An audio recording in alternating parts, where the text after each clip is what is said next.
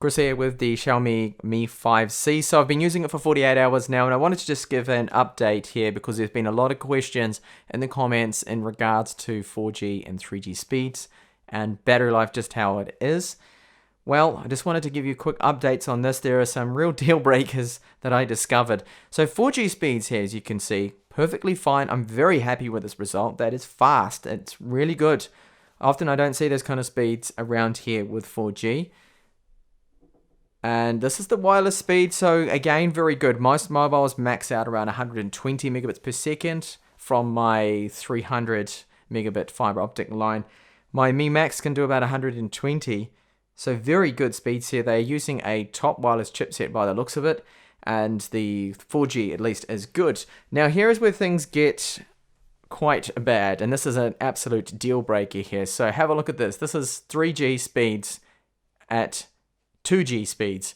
The ping, absolutely horrific, 199 milliseconds. It's always like this. So as soon as you step out of a 4G area and you go into 3G, game over. You cannot load any single websites whatsoever. It just takes forever. Not even a WhatsApp message.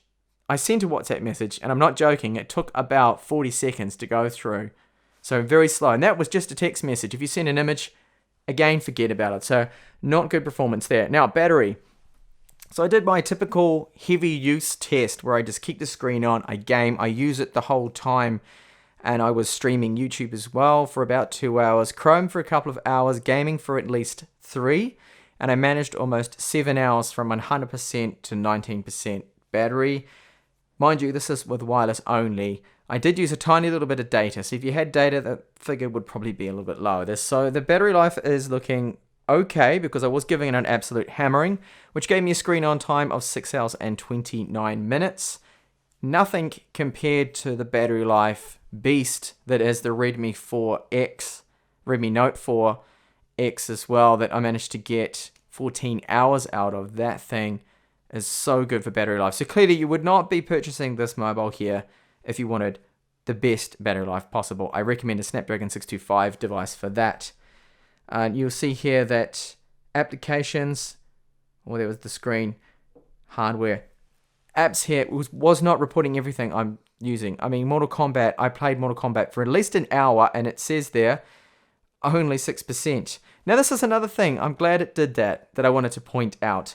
You see what happened there? The back button just decided to just come on by itself and exit out of that. I've noticed that now and then, so whether that's software or a hardware problem, not good at all to see.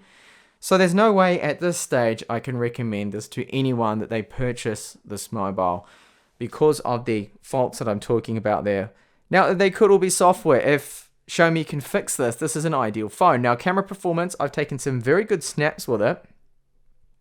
I'm particularly happy with the camera performance. I think it's actually all right. It's not bad. It's no Mi 5S, but it can take a decent detailed still image with natural light, no problems, and even low light photography. I feel it does an okay job of that. I mean, it's not the best, but for the price, I think it's ideal. Now, if you see my unboxing video, you would have seen that the video quality is horrendous because it's got 23 frames per second, can't even do 30, and there's a lot of problems with focus pulsing in and out all the time. So it just ruins video. But other than that, still camera's okay. The build of it, I really do love it. This thing is great. Very nice. If they could put this screen, this build, with a Snapdragon 625, I think they'd have an absolute winner, or even the newer Snapdragon up-and-coming 660. Build's good. Love the design of it. Love the look of it. The camera, everything. But there's no way at this point I can recommend you spend your hard-earned cash on this particular model here. So we'll have the full review up-and-coming hopefully within a week or so. But for those that were interested in buying this, yeah, you know the story. Now, thank you so much for watching this video, and hopefully I will catch you back in the channel soon with the full review.